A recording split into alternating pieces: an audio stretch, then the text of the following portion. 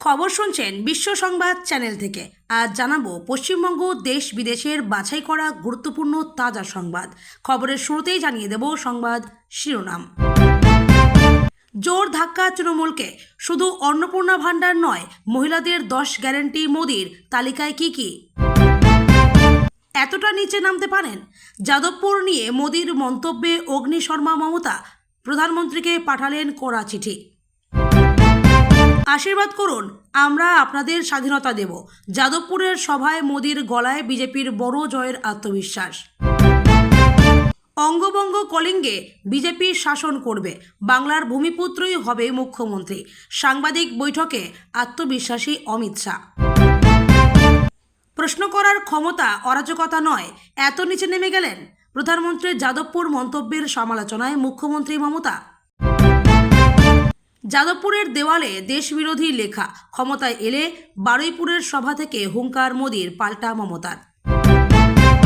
125 বনাম 110 দাবির ভিড়ে বাস্তবের অঙ্ক কি বলছে?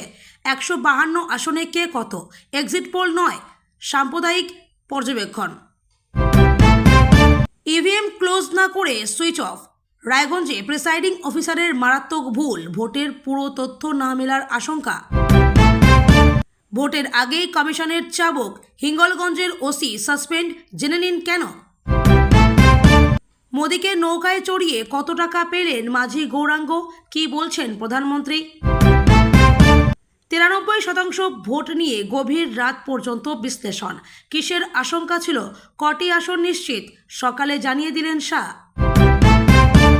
প্রথম দফায় আদৌ কোনো রেকর্ড হয়নি, বরং 2021 সালের তুলনায় রাঘব চাড্ডার বড় সিদ্ধান্ত। আম আদমি পার্টি ছেড়ে যোগ দিলেন বিজেপিতে। কেন এই ভোলবদল, নিজেই জানালেন কারণ। মুম্বাইয়ের ট্রাফিক জ্যাম নিয়ে প্রতিবাদী মহিলার বিরুদ্ধে পাল্টা অভিযোগ দায়ের। পরিবর্তনের জোয়ার স্পষ্ট, বাংলা থেকে বিদায় নিচ্ছে টিএমসির মহাজঙ্গলরাজ, পানিহাটির সভায় হুঙ্কার মোদির। ছাত্রছাত্রীদের পোয়া 12, এগিয়ে এলো গরমের ছুটি। 27 এপ্রিল থেকে বন্ধ রাজ্যের সব স্কুল। দিদি টাকা দিয়ে দিলে এমন করতাম না, দিল্লি ধর্ষণ কাণ্ডে অভিযুক্তের নির্লিপ্ত উত্তর। শুভেন্দু হারছে, নন্দীগ্রাম নিয়ে বিরাট ভবিষ্যৎবাণী কল্যাণের। দিল্লিতে দাঁড়িয়ে কোনো গোপন হিসেব দিলেন তৃণমূল সাংসদ। বিজেপিতে যোগ দিচ্ছেন হরভজন সিং, রাঘব চাড্ডার বড় দাবি। আর কে আসছেন? বঙ্গে ভোটের সুনামি, 90%-রও বেশি ভোটদান দেখে সুপ্রিম কোর্টে বড় মন্তব্য প্রধান বিচারপতির। তৃণমূল সরকারের পর্যটনে ব্র্যান্ড অ্যাম্বাসেডর মোদি, ডোমজুর থেকে তুলোধনা অভিষেকের। 29 তারিখ বেরোবেন না, 5 তারিখের পর উল্টো ঝোলাবে বিজেপি, হিঙ্গলগঞ্জ থেকে শাহের চরম হুঁশিয়ারি। আমাদের সাধারণ জীবন কিভাবে বদলে দিচ্ছে ডিজিটাল পাবলিক ইনফ্রাস্ট্রাকচার। জোর ধাক্কা তৃণমূলকে, শুধু অন্নপূর্ণা ভাণ্ডার নয়, মহিলাদের 10 গ্যারান্টি মোদির তালিকায় কি কি? এখনও পাননি যুবসাথীর টাকা, পেমেন্ট নিয়ে বড় আপডেট দিল সরকার। হোয়াটসঅ্যাপ করুন এই নম্বরে। 24 ঘন্টার মধ্যে তৃণমূলকে জবাব দেবে কমিশন, পুলিশ পর্যবেক্ষক মামলায় নির্দেশ হাইকোর্টের। মা বোনেরা প্রাণ ভরে দিদিকে ভোট দিয়েছে, তৃণমূলের জয় নিয়ে আত্মবিশ্বাসী জুন মালিয়া। 27 বছরের পুরো নিরাপত্তা কবজও ভেঙে দেবে এআই, মিথোস এর ভয়ে কাঁপছে বিশ্ব। জরুরি বৈঠকে নির্মলা সীতারামন। ভারতের মাটিতে বিশেষ অভিযানে নেমেছে ইসরায়েল, দুর্গম পাহাড় থেকে কেন হঠাৎ পাড়ি দিচ্ছে এক রহস্যময় জনগোষ্ঠী? কোনো রেকর্ড হয়নি, 2021 সালের তুলনায় কম পড়েছে ভোট, তথ্য তুলে চাঞ্চল্যকর দাবি তৃণমূলের। 80 বছরের ওই বুড়িমাকে সারা জীবন মনে রাখব, দ্য ওয়ালের প্রশ্নে আবেগপ্রবণ অমিত শাহ। এতক্ষণ শুনছিলেন সংবাদ শিরোনাম, এখন আসছি বিস্তারিত খবরে। রাজ্যের বিধানসভা ভোটের প্রথম দফার দিনেই দ্বিতীয় দফার প্রচারে আসেন প্রধানমন্ত্রী নরেন্দ্র মোদী।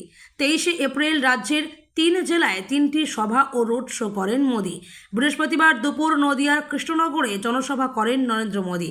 তারপরে মথুরাপুরে জনসভা করেন, বিকেল আবার হাওড়ায় রোড শো করেন মোদী। এদিন কৃষ্ণনগরের সভা থেকে বাংলার মা বোনেদের মন জয়ে 10টি প্রতিশ্রুতি দেন মোদি। শুধু অন্নপূর্ণা ভাণ্ডার নয়, আরও 10 প্রতিশ্রুতি দেন প্রধানমন্ত্রী। দেখে নিন কি কি। 1. নারী নির্যাতনকারীদের কঠোরতম শাস্তি নিশ্চিত করা হবে। 2. রাজ্যের প্রতিটি ব্লকে একটি করে মহিলা থানা তৈরি করা হবে। 3. পুলিশ বাহিনীতে বড় আকারে মহিলাদের নিয়োগ করা হবে। 4. 1 বছরে মহিলাদের অ্যাকাউন্টে 36,000 টাকা দেওয়া হবে। 5. মেয়েদের গ্র্যাজুয়েশন জন্য 50,000 টাকার আর্থিক সহায়তা দেবে বিজেপি সরকার। 6. গর্ভবতী মায়েদের জন্য 21,000 টাকা সরাসরি সহায়তা দেওয়া হবে। 7. শিশুদের পুষ্টির জন্য অতিরিক্ত 36,000 টাকা দেওয়া হবে। 8. সুকন্যা সমৃদ্ধি যোজনায় মেয়েদের ভবিষ্যৎ সুরক্ষিত করা। 9. স্টার্টআপের জন্য মুদ্রা যোজনায় 20 লক্ষ টাকা পর্যন্ত ঋণ। 10. রাজ্যের লক্ষ লক্ষ মহিলাদের লাখপতি দিদি হওয়ার সুযোগ দেওয়া হবে।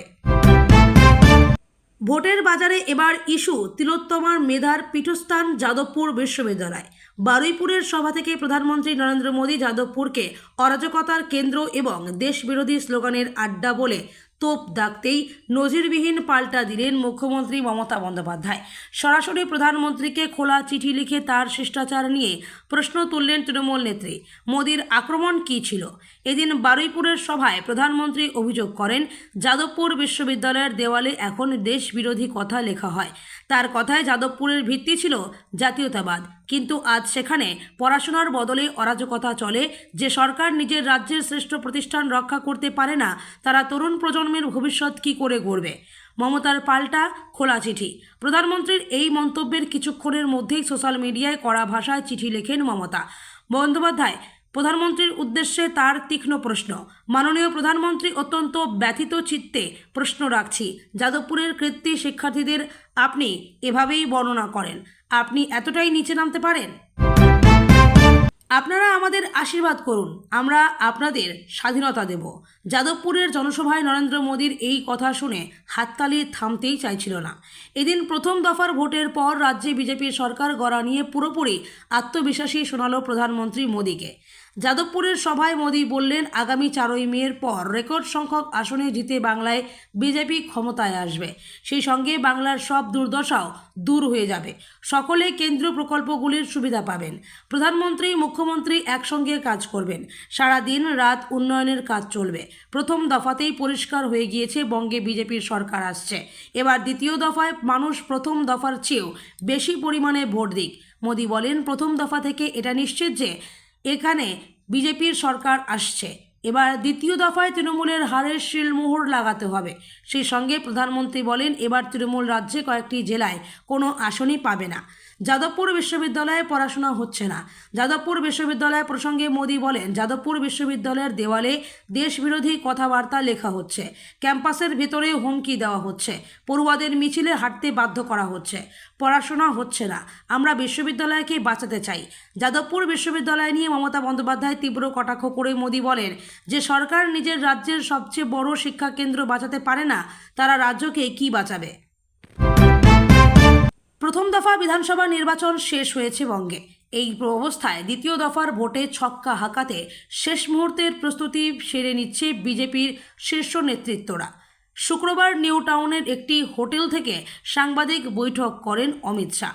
সেখানে একটি প্রশ্নের উত্তরে তিনি বলেন, দ্বিতীয় দফার আসনগুলি আলাদা করে নয়, পুরো পশ্চিমবঙ্গই আমাদের জন্য কঠিন ছিল। আপাতত 77টি আসনে আমরা বসে আছি। সরকার বিজেপি বানায় না, সরকার বানায় জনগণ। এরপরেই যথেষ্ট আত্মবিশ্বাসের সঙ্গে তার জনসংযোজন আমি সুনামি দেখতে পাচ্ছি। আজ সাংবাদিক বৈঠকে যোগ দেওয়ার প্রাক্কালে সমাজ মাধ্যমে একটি পোস্ট করেছিলেন শাহ। লিখেছিলেন, বাংলার ইতিহাসে অন্যতম শান্তিপূর্ণ ও সুরক্ষিত ভোট গ্রহণ নিশ্চিত করার জন্য নির্বাচন কমিশন, কেন্দ্রীয় বাহিনীর সকল জওয়ান এবং আমাদের পশ্চিমবঙ্গ পুলিশের প্রতি গভীর কৃতজ্ঞতা ও অভিনন্দন জ্ঞাপন করছি। এই প্রসঙ্গ উল্লেখ করেই তিনি সাংবাদিক বৈঠক থেকে বলেন, প্রথম দফায় যারা ভোট দিলেন তাদের অভিনন্দন। ভয় থেকে ভরসার দিকে যাত্রা খুব ভালোভাবে আপনারা শুরু করেছেন। কেন্দ্রীয় বাহিনীর জওয়ান, নির্বাচন কমিশন এবং রাজ্য পুলিশকে অভিনন্দন, কারণ বহু যুগ পরে পশ্চিমবঙ্গের ভোটে কোনো মৃত্যু হয়নি। শাহের আত্মবিশ্বাস, এবার 152টির মধ্যে 110টির বেশি আসনে বিজেপি জয়লাভ করবে। তার কথায় 5 তারিখের পর অঙ্গভঙ্গ কলিঙ্গে বিজেপির শাসন প্রতিষ্ঠিত হবে। সারা রাত ধরে আমরা বিশ্লেষণ করে দেখেছি তার হুঙ্কার। আমি মমতা বন্দ্যোপাধ্যায়কে বলতে চাই, 5 তারিখের পর বাংলা মাধ্যমে পড়া, বাংলায় জন্ম নেওয়া বাঙালি পশ্চিমবঙ্গের পরবর্তী মুখ্যমন্ত্রী হবেন। বারুইপুরে রাজনৈতিক সভা থেকে যাদবপুর বিশ্ববিদ্যালয় সম্পর্কে বেশ কিছু কথা বলেন প্রধানমন্ত্রী নরেন্দ্র মোদী। মুখ্যমন্ত্রী মমতা বন্দ্যোপাধ্যায়ের অভিযোগ, তিনি সমগ্র বাংলাকে অপমান করেছেন। মুখ্যমন্ত্রী মমতা বন্দ্যোপাধ্যায়, যাদবপুর বিশ্ববিদ্যালয়ে পড়াশোনা হচ্ছে না। রাজ্যের অন্যতম এবং নামী শিক্ষা প্রতিষ্ঠানের মর্যাদা রক্ষা করতে পারছে না রাজ্য সরকার। শুক্রবার বারুইপুরে রাজনৈতিক সভা থেকে এমনই মন্তব্য করেছেন প্রধানমন্ত্রী নরেন্দ্র মোদী। সঙ্গে সঙ্গে এর বিরোধিতা করে জবাব দিলেন মুখ্যমন্ত্রী মমতা বন্দ্যোপাধ্যায়। প্রধানমন্ত্রীর উদ্দেশ্যে তার প্রশ্ন, এতটা নিচে নামতে পারেন? মুখ্যমন্ত্রী এও জানান, প্রধানমন্ত্রী এমন মন্তব্য করে মর্যাদাপূর্ণ শিক্ষা প্রতিষ্ঠানের মেধাবী ছাত্রছাত্রীদেরই অপমান করলেন। আর ক্ষমতাকে প্রশ্ন করা মানেই সেটা অরাজকতা নয়।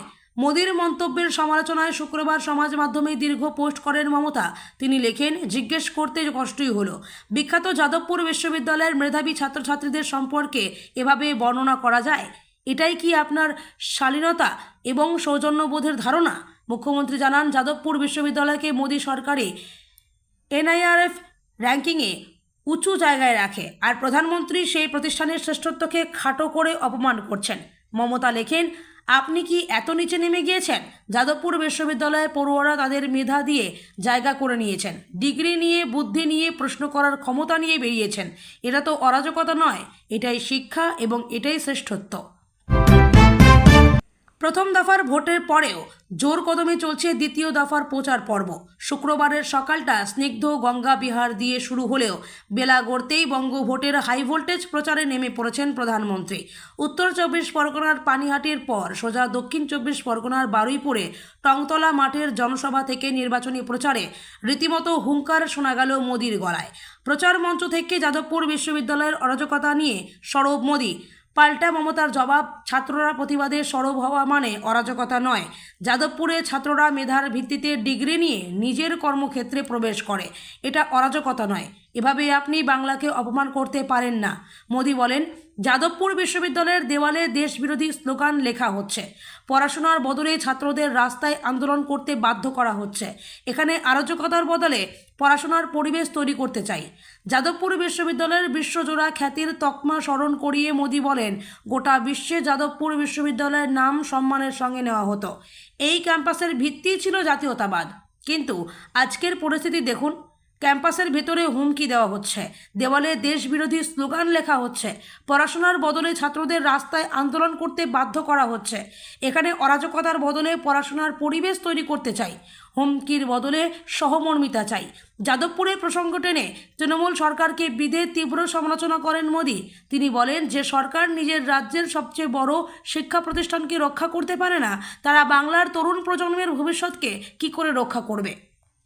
প্রথম দফার ভোট মিটতেই সংখ্যার লড়াইয়ে নেমে পড়েছে দুই প্রধান শিবির।